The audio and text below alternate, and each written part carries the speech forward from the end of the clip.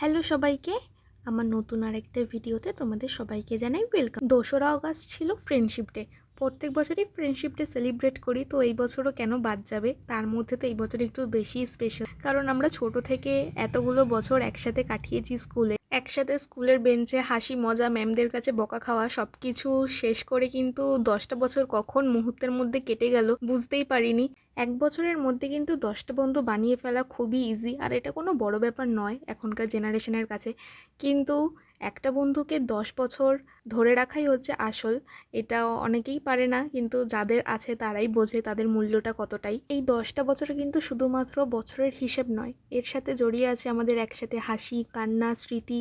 সময় বদলেছে, সাথে তো আমরাও নিজেদের কাজে অনেক ব্যস্ত হয়ে পড়েছি, কিন্তু আমাদের বন্ধুত্বটা কিন্তু সেই একই জায়গায় আছে, স্কুলের মতনই।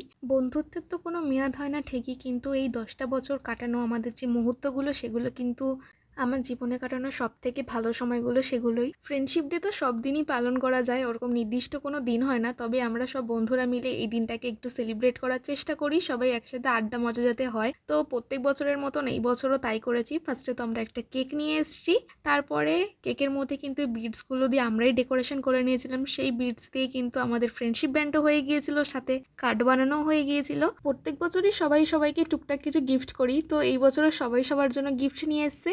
লাস্টে তো কেক কেটেছিলাম, আর সবাই কিছু না কিছু রান্না করে নিয়ে আসি আমরা।